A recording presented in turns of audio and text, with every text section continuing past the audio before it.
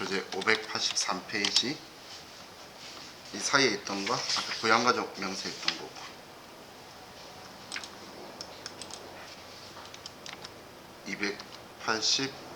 285번 공주전자.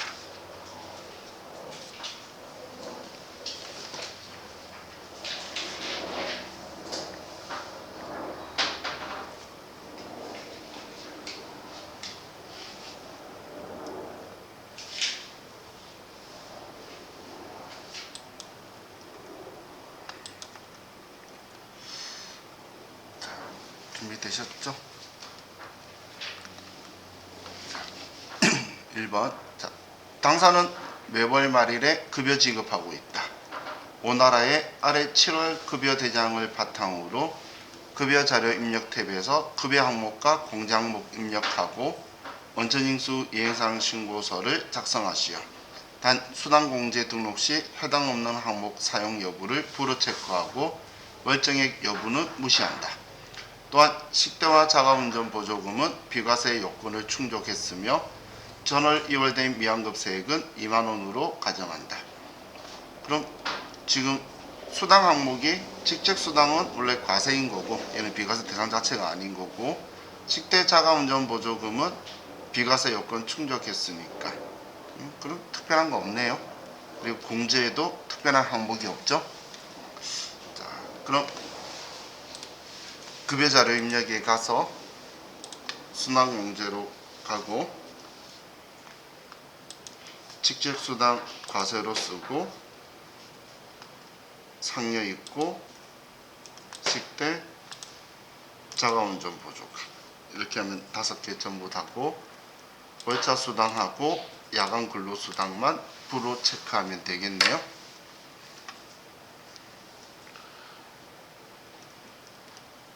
그리고 공제에는 뭐 특이한 점이 없고,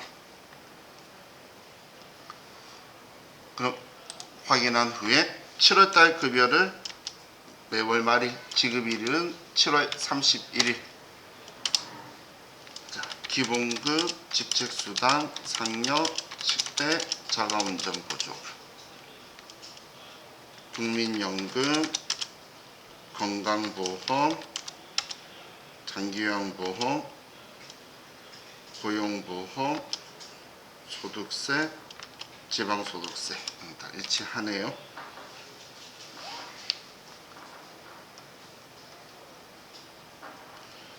이렇게 입력해 놓고 나서 문제에서 뭐 공제계, 차감 수령액 이게 적혀 있는 경우는 얘 둘이가 일치하면 입력 잘한 거죠.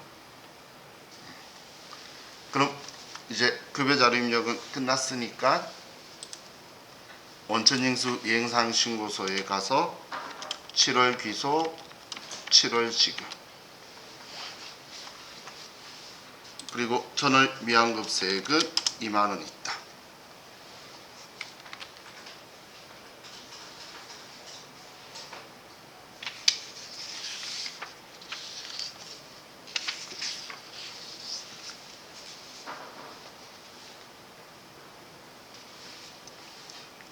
이 정도 문제들이면 제가 왜 여러분들이 조금만 하면 얘는 금방 된다고 무시했던 이유 아시겠죠?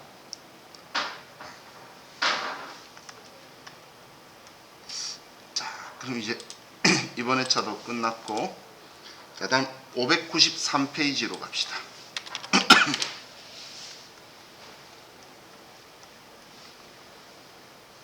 593페이지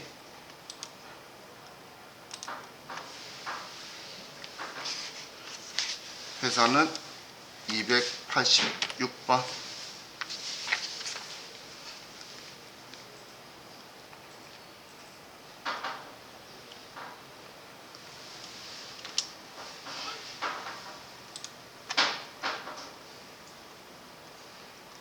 자, 1번.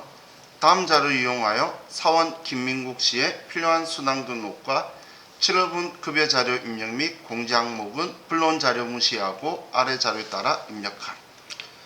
자, 급여 자료 입력하고 원천징수 이행사항 신고서를 작성하시오. 급여 지급일은 매월 말일이며 전월 미환급세액 31만원이 있다. 원천징수 이행사항 신고서는 매월 작성하며 김민국 씨의 급여 내용만 반영할 것. 자, 이번에 사용하지 않는 항목은 불허해라 뭐 이런 말이 없죠?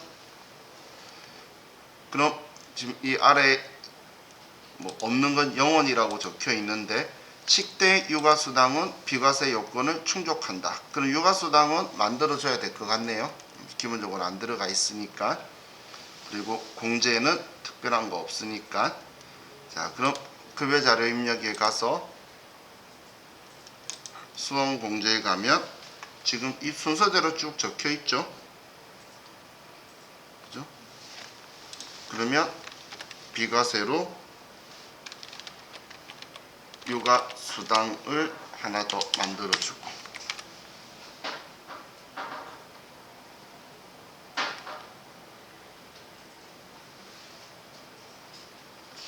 야간근로 사용하지 않는 건 부라고 하라고는 안 했지만 그냥 없애면 똑같이 보이겠네요. 자, 그럼 귀속은 7월이고 지급은 말일 31일, 김민국 씨고 220만원, 20만원, 50만원, 10만원, 20만원.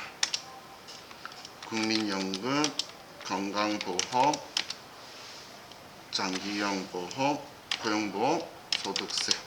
그래서 전부 다 일치하게 들어갔네요.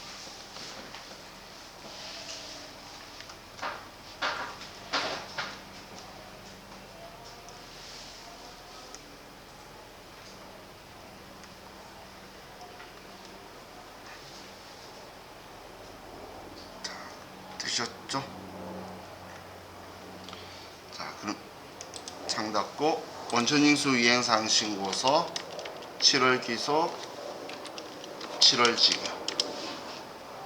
전월 미환급세액은 31만원이다.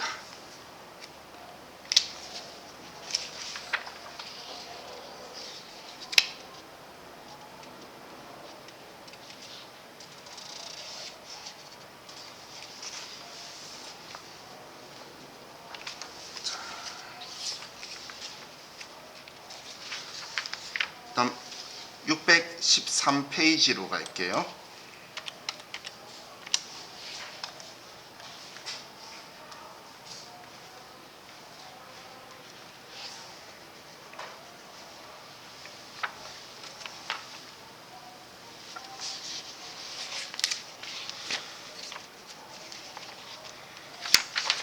(613페이지) 회사는 289번.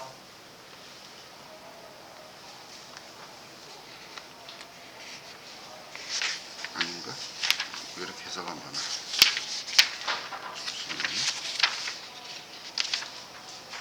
죄송해요. 288번. 만도전자 288번 613페이지.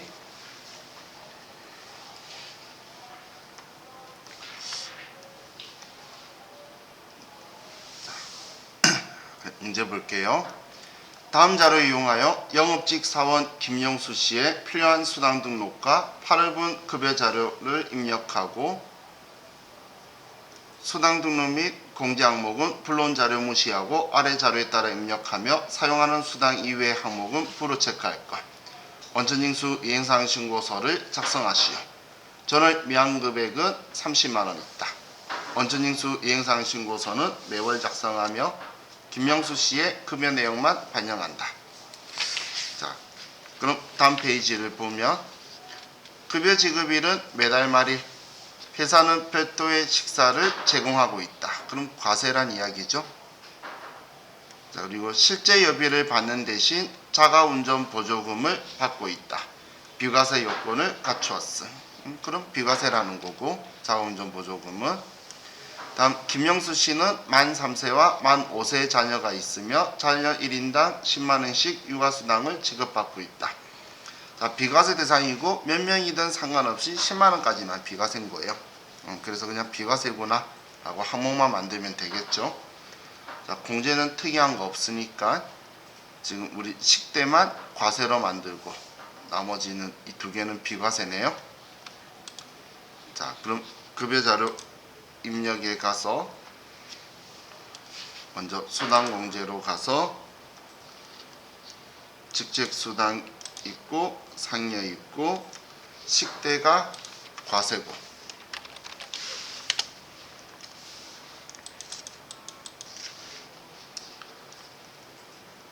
자가운전 보조금, 그리고 육아수당 비과세로 만들어주고,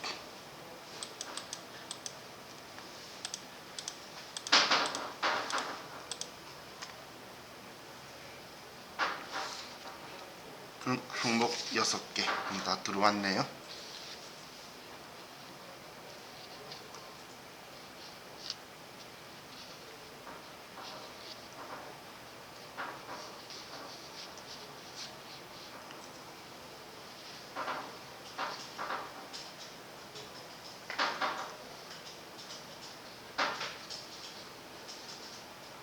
됐나요? 자, 그럼 이제 또 끝난 느낌 들죠? 8월달 거 8월 31일 날 김영수 쓰고 급여 내역 입력하고,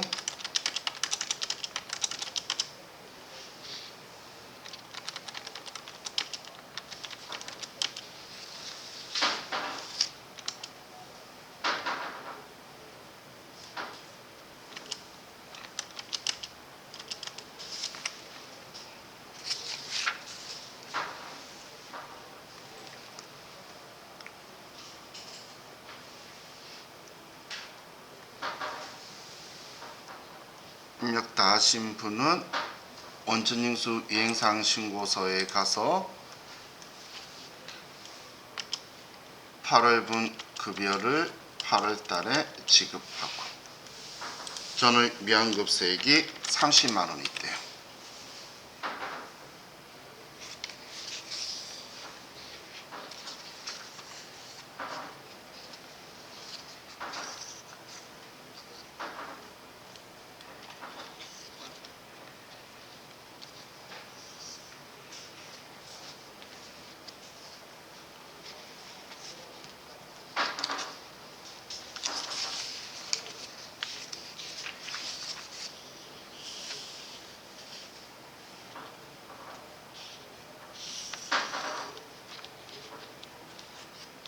계속 하니까 지겹죠?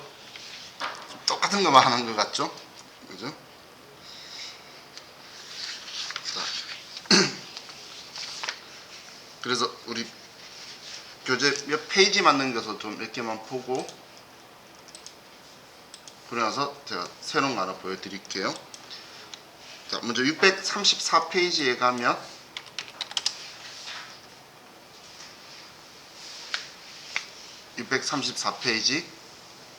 내용만 볼 거예요. 특이점이 없죠. 여기에서는 식대와 육아수당은 비과세 요건을 충족한대요. 그러면 얘들이 비과세고 월자수당 상여는 과세로 해서 똑같이 작업해주면 되겠죠. 너무 단순한 거잖아. 지금까지 했던 작업 계속 이렇게 하고 원천징수 인상신고서 가서 전월 미환급세액에 63,000원 쓰기만 하면 되죠. 다음 645페이지로 가면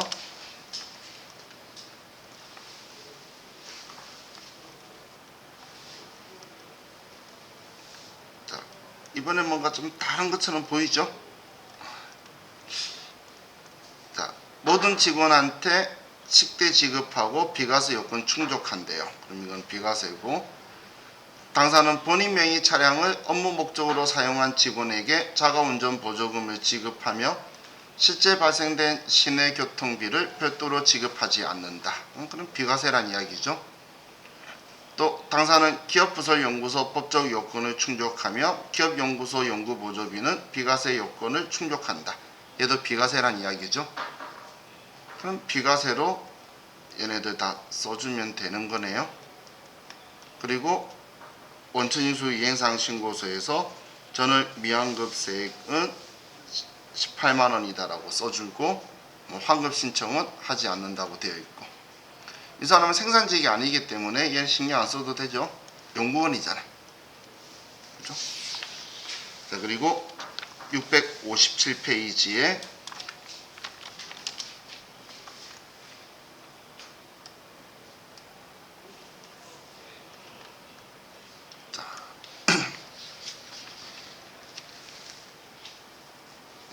이번 문제는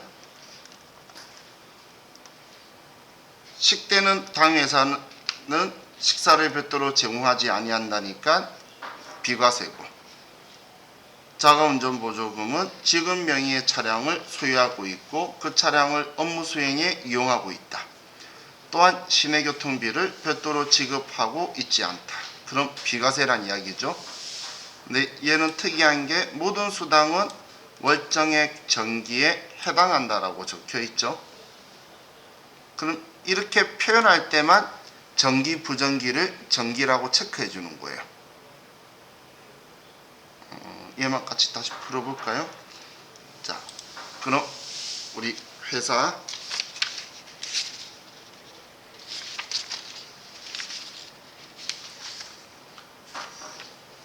(293) 293번으로 가서 하나로 상사 급여자료 입력에 가서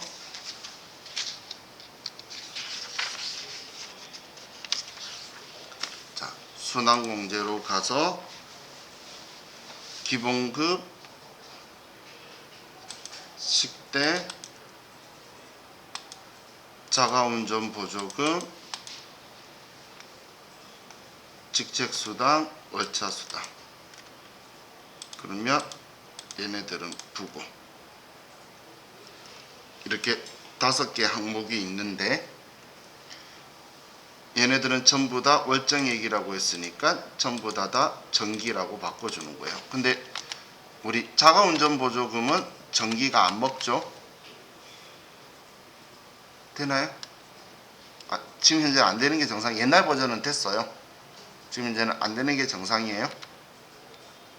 그렇기 때문에 지금 얘 그럼 빼고 나머지는 다 정기라고 되어 있죠.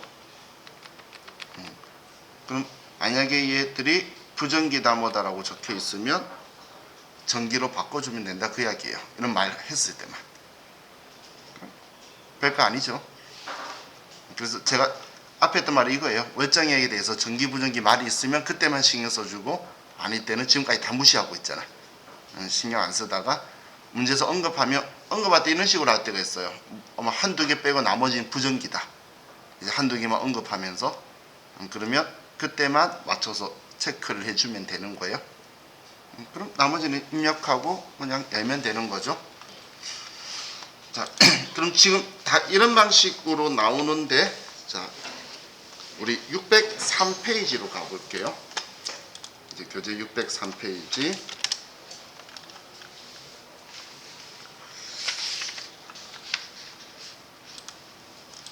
회사는 287번 주식회사 미래전자.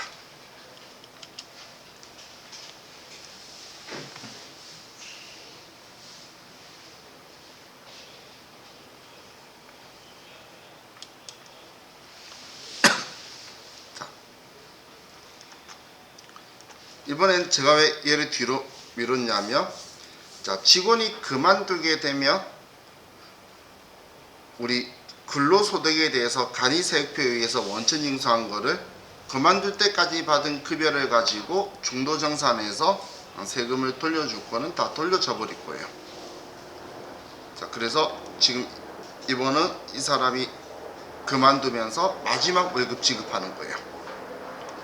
자, 그럼 문제를 보면 사원코드 150번이 사원 김채고 사무직이고 배우자 부양가족 없다. 본인만 있네요.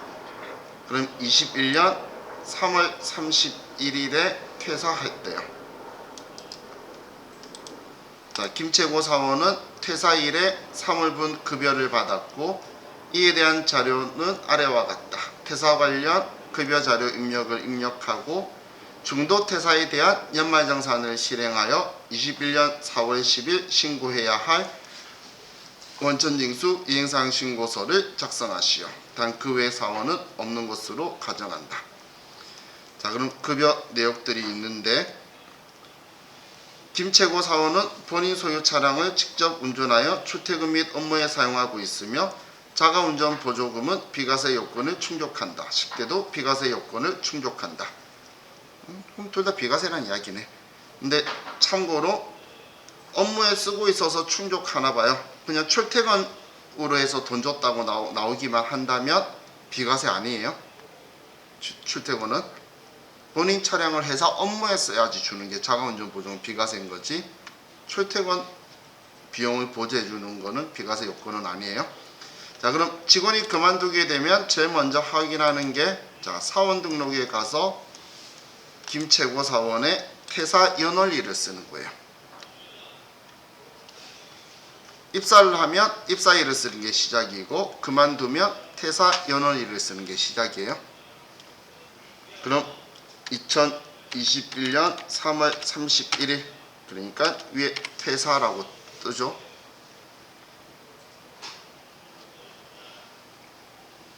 자, 이 퇴사 날짜만 써주면 돼요. 그럼 이 퇴사라고 인식을 하고, 자, 다음 급여 자료 입력에 가서 수당공제부터 가고, 자, 그럼 기본급, 식대 이런 것들은 다 비과세 요건을 충족하고 있죠. 식대, 자가운전 보조금, 야간 근로수당, 상여. 다른데 지체수당, 우체수당이 들어가 있나 봐요. 그러면 얘는 신경 쓰지 말고, 얘는 다른 거 사용하지 않는 거 부라고 하라고 말 안 했으니까. 자, 그럼 귀속은 3월 달이고 3월 31일 날, 자, 김채고 사원 이름 옆에 퇴사자라고 떴나요? 떴죠? 자, 그럼 이제 기본급 350만원, 식대 12만원, 자가운전 보조금 18만원, 야간 근로수당 30만원, 상여금 120만원.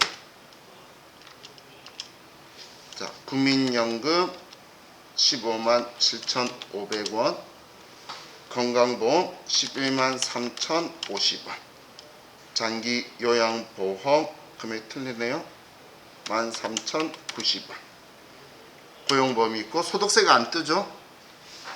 여기서 엔터 쳐서 소득세 칸에 가도록 해서 조금 기다리면 창이 뜰 거예요.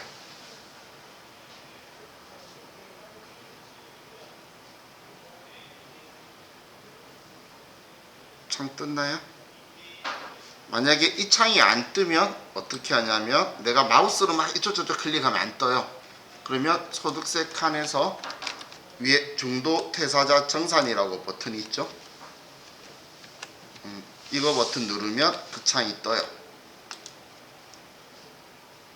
이 창이 떴죠. 자, 이게 우리가 저와 같이 이제 연말정산이라고 할 건데, 연말정산이라는 건 뭐냐면 연말에 하는 게 연말정산이 아니고 결정세액을 산출하는 게 연말정산이에요. 그럼 결정세액 산출하는 게, 이 사람이 지금 1월 1일부터 3월 31일까지 월급을 총 902만원을 줬나 봐요. 902만원. 그럼 이제 이 사람의 실제 내야 될 세금을 계산하는 거예요. 근로소득 공제도 빠지고, 그리고 기본공제 본인만 있으니까 150만원 빠지고, 지금까지 국민연금 납부했거나 건강보험 납부한 거 쭉 빠지고, 나머지 이 사람에 대해서 지금 얘네들은 연말정산 내역이 있는데 3월달에 그만두면서 나 3월까지 사용한 의료비나 보험료 갖다 준 사람 없죠? 일반적으로 없잖아. 3월달에 그만두면서 나 1월부터 3월까지 보험료 납부한 거에 가져온 사람 잘 없죠? 근데 이 사람은 이 조건만 가지고도 결정세액을 받더니 0원이죠. 결정세액이 없잖아.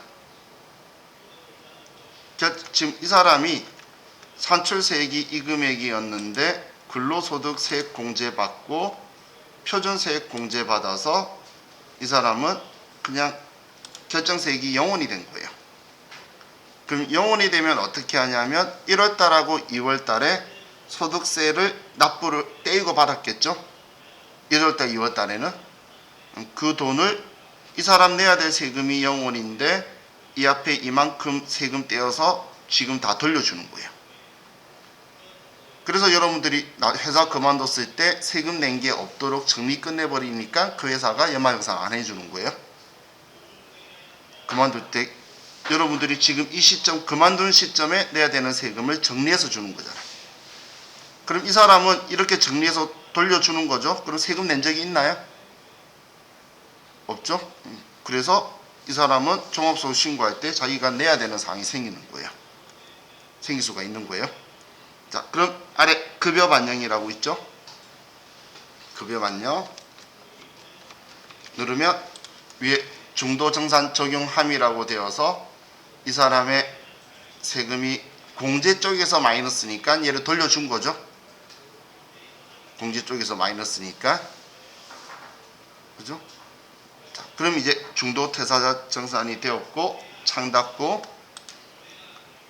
원천징수 이행사항 신고서에 가서 3월달 급여를 3월달에 지급했죠. 그럼 이 한 사람만 가지고 정리했으니까 이번 달 월급에 대해서 전체에 소득세는 뗀 게 없었고 지금까지 지급한 돈에 이만큼 소득세를 돌려줬다고 정리가 되는 거예요. 마이너스가 뜨는 것 이것 때문에 아마 여러분들 회사 다니시다 그만두셨을 때 마지막 달에 그 보면은 소득세가 여러분한테 환급이 되어서 많이 들어왔을 거예요. 이럴 때 그만두지 않은 이상. 그럼 이렇게 하고 창 닫으면 얘는 끝이에요. 그럼 지금처럼 중간에 그만두는 사람들은 이렇게 정산을 해주는 거고, 그런데 회사를 계속 다니는 사람들은 연말정산이라는 걸 회사에다 제출을 하겠죠. 그죠? 그러면 이제 저하고는 재밌는 연말정산을 이제 볼 거예요. 자, 그래서 교재 309페이지로 갑시다.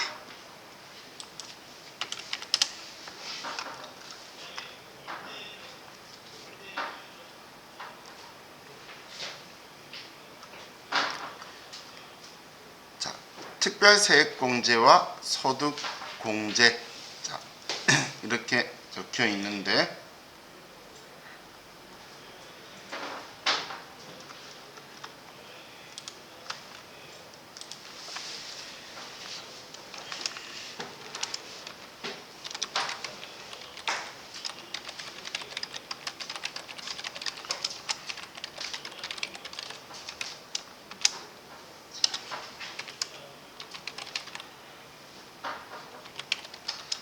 자, 특별세액공제나 특별소득공제를 항목별 공제 혹은 물적 공제라고 해요. 사람에 따라서가 아니고 내가 돈 쓰고 한 거에 대해서 공제 빼주겠다는 거예요. 돈 쓰고 한 거에 대해서. 그러면 자, 첫 번째는 이제 보험료인데 저는 보험료 여러분한테 세액 공제를 설명할 건데, 자, 우리 책을 보면 보험료 소득공제하고 세액공제가 같이 적혀 있어요. 보험료 특별소득공제와 세액공제라고 적혀 있죠. 그런데 보험료의 소득공제는 과세 안 하겠다는 게 소득공제예요. 세액공제는 세금을 계산하고 나서 세금에서 빼주겠다는 거고, 그럼 소득공제는 세금을 부과 안 하겠다는 건데 어떤 돈을 세금 부과 안 하냐면 우리가 손도 못 대보고 받는 건강보험, 고용보험, 장기요양보험 이거예요. 이건 우리가 손대보지도 못하고 이거 받죠. 떼이고 받잖아. 이거에 대해서는 세금 부과 안 하는 거니까 별 신경 안 써도 되겠죠. 이거는 우리가 직접 입력하고 하는 게 아니라 급여자료 입력하는 데 들어간 게 자동으로 불러와지는 방식으로 쓰기 때문에 여러분이 직접 쓸 리도 없어요. 그래서 얘는 그냥 손 못 대봤으니까 전액 세금 부과 안 하더라, 소득공제더라 라고 생각하시면 돼요. 그러면 다음 페이지에 보험료 세액공제를 봐야 되는데, 자, 보험료 세액공제는, 자, 지금 하고 있는 거는 보험료든 뭐 의료비든 전부 다 본인 거는 되는 거예요. 그러면 제가 조건을 이야기하는 건 내 가족이 어떤 사람이 되느냐 그 이야기인 거예요. 가족이. 그럼 보험료 세액공제는, 자, 제일 중요한 특징이 첫 번째, 피보험자 기준으로 피보험자가 기본 공제 대상자여야 돼요. 납입자는 본인이고, 네, 납입자는 기준으로 문제에서 안 나올 거고, 피보험자가 기본공제 대상자여야 된다는 거예요. 근데 기본공제 대상자다라는 표현을 가지고 우리가 뭐라고 표현하냐면, 이걸 소득금액 제한이 있고 나이의 제한도 있다라고 표현을 해요. 기본공제 대상자를 표현할 때.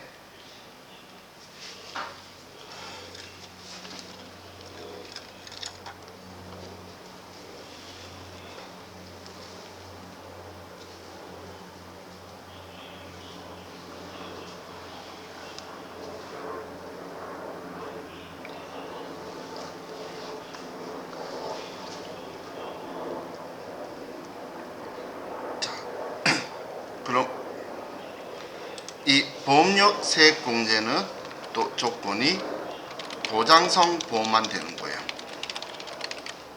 다른 말로 하면 저축성 보험은 안 된다라는 이야기예요. 우리 자동차 보험, 뭐 암보험 이런 것들은 다 보장성 보험이죠. 이런 건 보장성 보험인 거고, 저축성 보험은 안 돼요. 근데 지금 소득금액의 제한이라는 건 100만 원 이하, 나이 제한이라는 건 20세 이하, 60세 이상을 이야기하고 있는 거예요.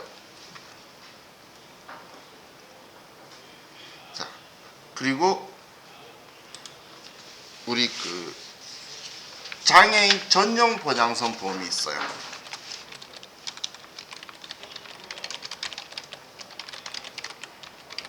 이 장애인 전용 보장성 보험은 추가 공제예요.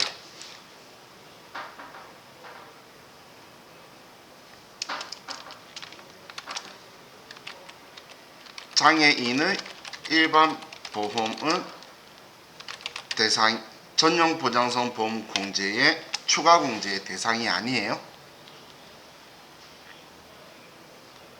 장애가 있다고 해서 보험 넣었을 때 전부 다 장애인 전용 보장성 보험이 아니죠. 예를 들어서 상해가 있는 사람이 질병보험 넣는데 장애인 전용에 들어갈 필요 없잖아. 그죠? 다리를 다친 사람이 암보험 가입하는데 그게 무슨 상관이 있어? 그럼 자, 이건 200점짜리로 그냥 상식처럼 기억해 두세요. 보험료는 납입금액 100만 원이 한도예요. 여러분 연말정산 하실 때 내 거만 해도 100만 원 넘어가면 가족 거 끌고 오려고 노력하는 건 쓸데없는 짓이에요. 전부 다 합쳐가지고 가족 거하고 내 거 다 합쳐서 100만 원이 한도고, 그 100만 원의 12%인 12만 원만 세액공제로 세금에서 빼줄 거예요. 12만 원 빼고 작은 돈은 아니죠. 그죠? 여러분들이 떼이는 세금이 1년 동안 총 얼마인데 거기서 12만 원을 빼준다는 건데, 그럼 작은 돈이 아니죠. 근데 여기에 장애인 전용 보장성 보험이, 장애가 있는 가족들이 있어서 보장성 보험에 가입을 한다면 그건 또 추가로 100만 원 총납입한 거에 15%가 또 추가 공제되는 거예요. 추가로. 그래서 제가 추가 공제 개념이다라고 표현한 거예요. 어떤 표현인지 이해가시죠? 자, 그럼 이 나이에 제한을 두고 있는 공제는 보험료 세액 공제밖에 없어요. 보험료 세액 공제를 제외하고는 나이 제한을 두고 있는 연말정산 항목은 없다고 보시면 돼요. 자, 그런데 반대로 의료비 세액 공제는 얘는 특징이 얘는 소득 금액 제한 없고 나이에 제한이 없어요. 그냥 아무 제한이 없어요. 그래서 제가 의료비 이야기할 때는 나이나 소득 금액 이야기 안 하고 바로 들어갈 거예요.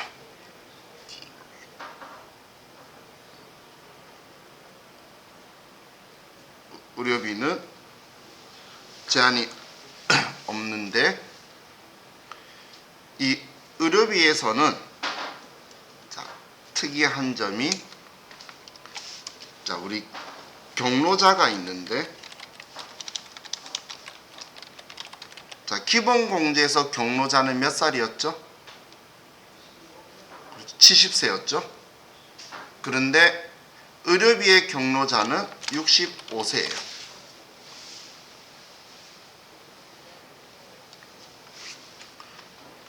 그럼 이 경로자가 왜 중요하냐면, 본인 의료비, 경로자의 의료비, 장애인의 의료비는 전액 공제가 돼요. 한도가 없다는 거예요. 이 의료비 지출액의 15%씩 공제를 해줘요. 그런데 그럼 참고로 본인이나 경로자나 장애인이 아닌 나머지 가족들 있죠. 그런 걸 일반 공제 대상 의료비라고 하는데, 참고예요. 일반 공제 대상 의료비는 총 합쳐서 700만원 한도예요. 700만원에 15%만 되는 건데, 본인이 의료비가 나갔거나 65세 이상의 경로자거나 장애인, 그래서 얘네들은 칸이 따로 있어요.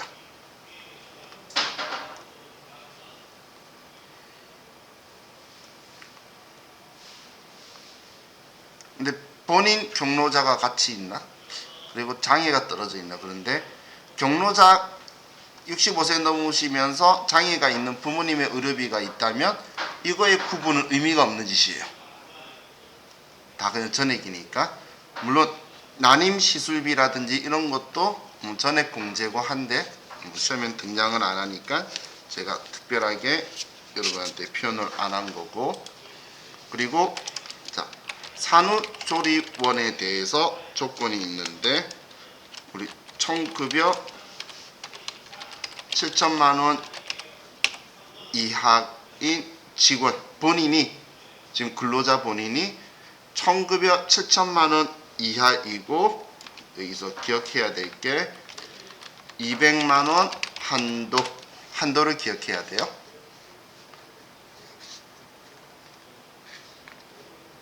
본인이 7천만원 이하의 급여자인데 배우자가 산후조리원에 갈 수도 있겠죠. 그러면 200만원 한도로 의료비 세액 공제를 받을 수 있다는 거예요. 과거에는 안 됐어요. 왜 산후조리원은 과거에 안 해줬냐면, 산후조리원은 의료기관이 아니에요. 병원이 아니란 이야기예요. 그래서 우리 면세는 맞는데 부가가치세법에서, 그런데 의료비 공제 대상이 될 수가 없죠. 의료기관이 아니니까. 그런데 지금 현재 시대의 트렌드에 맞춰서 지금 현재는 너무 많은 분들이 산후조리원을 가는데 도대체 몇 명이 가서 얼마나 돈을 버는지 알 수가 없는 거예요. 그게 이런 걸 활용을 하는 거예요. 그러면 다들 공제를 받겠죠. 자, 그럼 이 한도가 있는 의료비에서 또 한도가 있는 게 시력 보정용 혹은 교정용 안경이나 렌즈는 1인당 50만원 한도로 공제를 해줄 거예요. 시력 교정용이나 보정용 안경이나 렌즈는 1인당 50만원 한도로 공제를 해줄 거예요.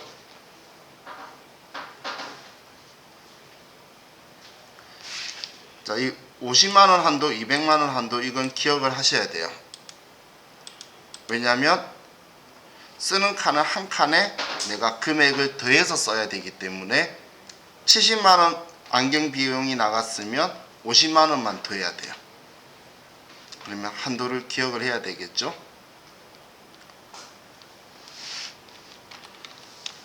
그럼 여기에서 공제 안 되는 항목을 보면, 자, 먼저 해외 의료비가 안 되고, 부모님이 막 외국 가서 임플란트 하고 그럴 거예요. 그러면 해외 의료비니까 안 된다고 보시면 돼요.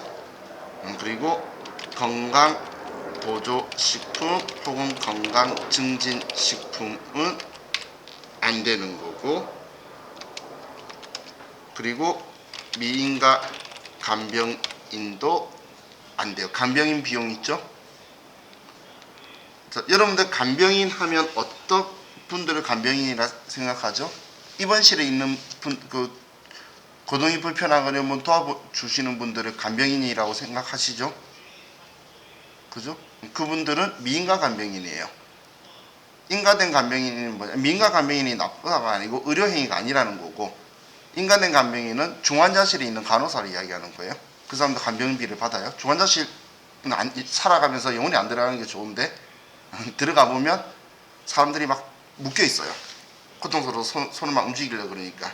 그럼 거기는 소간호사들이 이제 양치부터 물 먹이는 부터 치료고 전부 다 해줘요.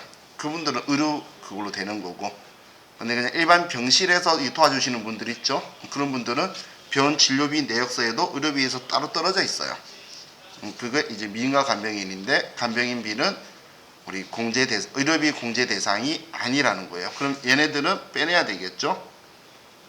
지금 얘네들은 의료비에 들어가지 않는다는 거예요. 자, 우리 건강검진비 있죠. 검사하는 거. 그거는 공제되는 거예요. 또 장애인 보조기구 같은 것들도 장애인 의료비로 다 들어가는 거예요. 그런 건 다 되는 거고, 얘네들 안 되는 거를 여러분들이 빼내야 되는 거예요. 자, 또 우리는 200점 맞고 싶으신 분 있으시죠? 자, 200점을 위해서 자, 이론상 생각해 보면, 자, 이 의료비는 일단 15% 무조건 다 해주는 게 아니고, 일단 내 총 급여의 3%까지는 공제를 안 해줘요. 예를 들면 내 연봉이 1000만 원이라면 30만 원 지출까지는, 1억이라면 300만 원 지출까지는 의료비 세액 공제가 안 되고, 그 300만, 예를 들어 연봉이 1억이었어요. 그러면 300만 원을 초과하는 금액의 15%가 공제 대상으로 된다고 보시면 돼요. 그게 이제 3%라는 이제 기준이 있고, 그래서 이론상으로 여러분들이 만약에 응급했을 때도 맞추고 싶으면 기억하시라는 거예요. 여기도 적혀 있죠. 총 금액의 3% 초과하여 지출한 거에 15%다. 그 이야기예요. 자, 이중공제는 제가 뒤쪽에서 설명을 할게요. 다음 이제 교육비 공제를 가면,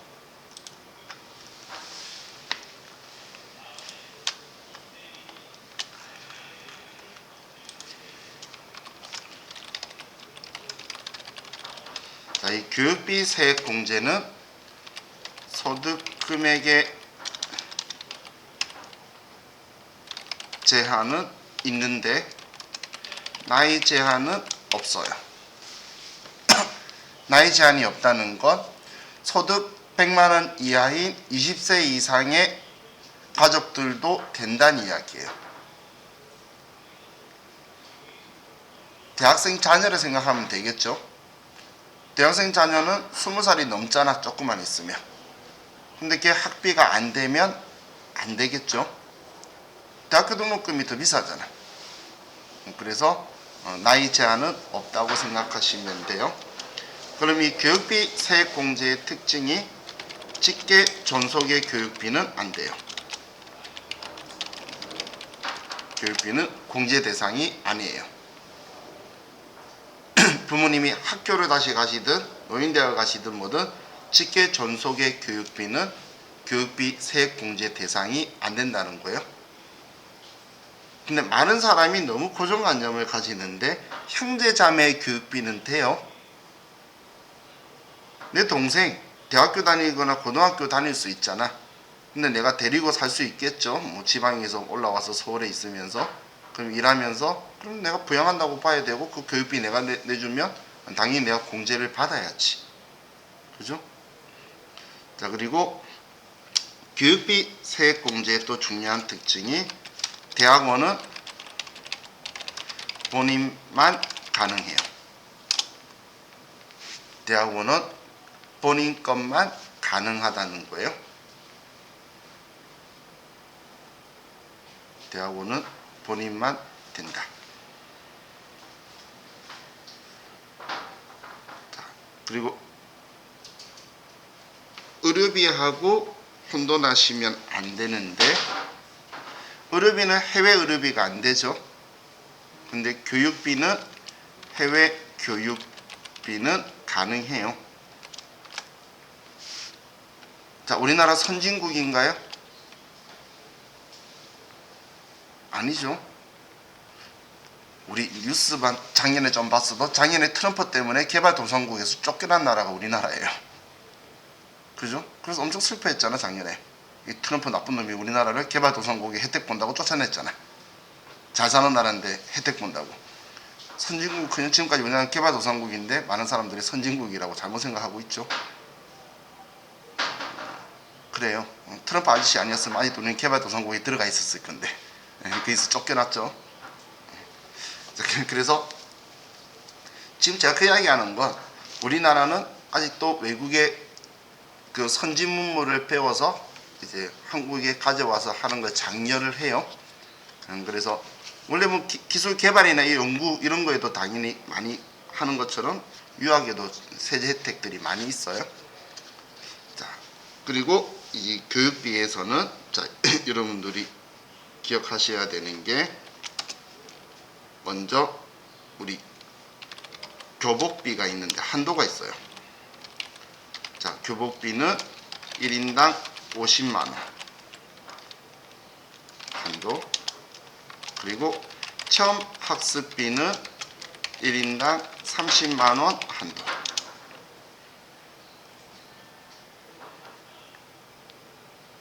죄송해요. 자, 이걸 안 썼네. 교복비는 중고등학교 교복비, 체험학습비는 초, 중, 고 체험학습비. 자, 지금 제가 예를 쓴 거는 다른 말로 하면 초등학교는 교복비가 안 된다는 이야기예요. 그럼 체험학습비는 저도 이 체험학습비가 뭔지 몰라서 물어봤어요, 세무서에. 그랬더니 수학여행이래요. 그랬더니 초중고 일반적인 사람은 살아가면서 3번 가죠, 수학여행. 저는 초등학교 때 한 번만 가고 중학교 고등학교 때 안 갔어요. 중학교 때는 뭐 사건이 있었고 고등학교 때는 가기 싫어서 안 갔다가 선생님한테 두들겨 맞고 소주 한잔 얻어먹고 그랬는데. 자, 그래서 자, 그럼 1인당 30만원 한도로 세액공제 대상, 교육비 공제 대상 들어온다는 거예요. 체험학습비하고 여러분들이 혼돈하시면 안 되는 게 특별활동비는 그냥 한도 없이 공제가 되는 거예요. 특별활동비는 수업료예요. 그리고 방과 후 학교 교육비, 방과 후 학교 교재비도 공제가 되는 거고, 그리고 급식비도 공제가 되는 거예요. 그런데 기숙사비나 통학버스비는 공제 대상이 아니에요.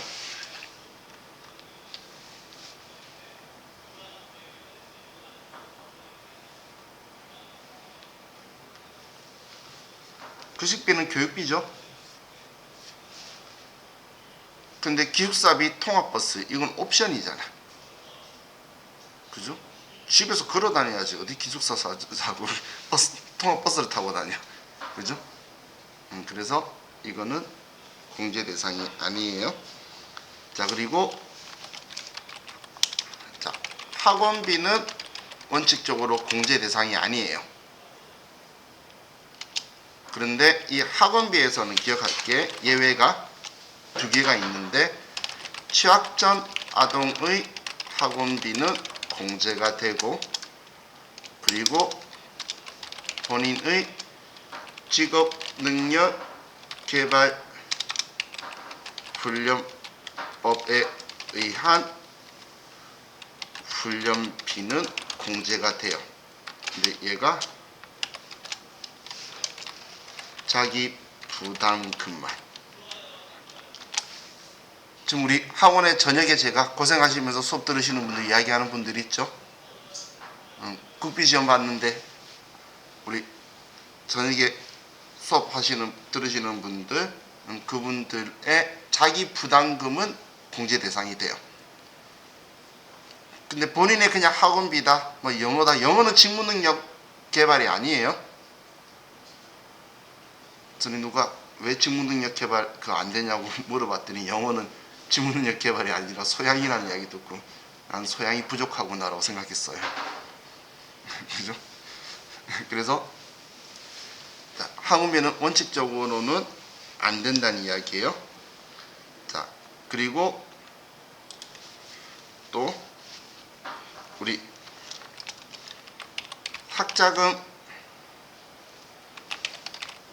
상환액은 이제 공제 대상인데, 자의 전제 조건은 납입 시 교육비 공제를 받지 않은 경우. 그러면 학자금 상환액은 교육비 공제 대상이 돼요.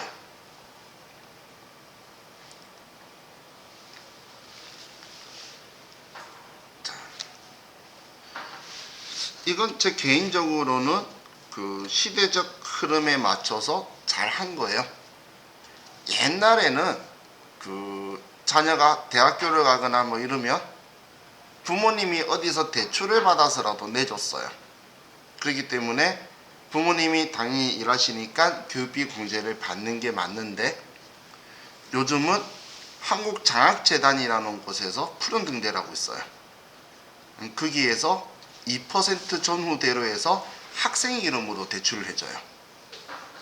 그리고 직접 돈을 주는 게 아니라 학교로 등록금을 바로 그냥 넣어버려요.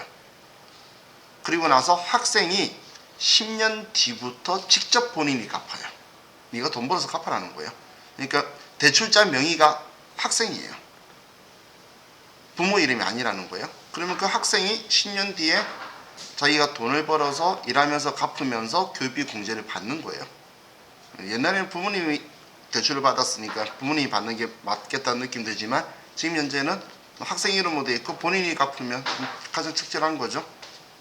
그래서 저는 잘했다라고 생각을 해요. 자, 그럼 이 교육비는 그 15%를 해주는데 어마무시해요. 본인은 한도가 없어요. 그래서 우스갯소리로 올해 돈을 많이 벌었다, 그럼 대학원 갈 거다, 그러면 일단 대학원 등록금 납부하고 휴학해라고 이야기를 해요.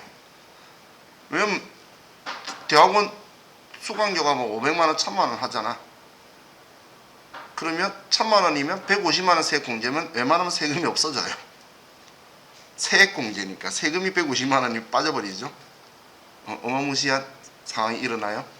그런데 대학생은 1인당 900, 뭐 초중고는 그 취학전 아동 1인당 300일 한도가 있는데 본인은 한도가 없어요.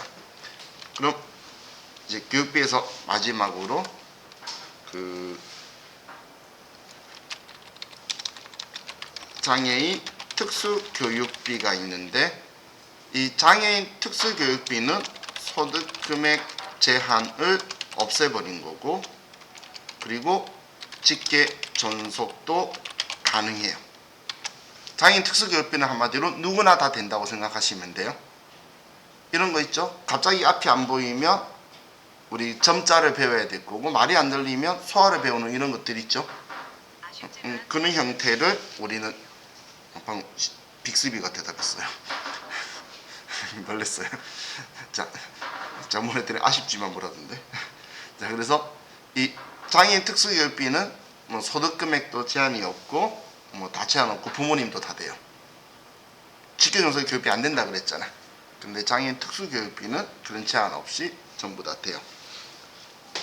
자, 일단 우리 이번 시간은 여기까지만 보고, 우리 시간이 많이 지났죠? 자, 우리 좀 쉬었다가 좀 더 보고 저와 같이 메뉴들을 보도록 할게요. 쉬었다 합시다.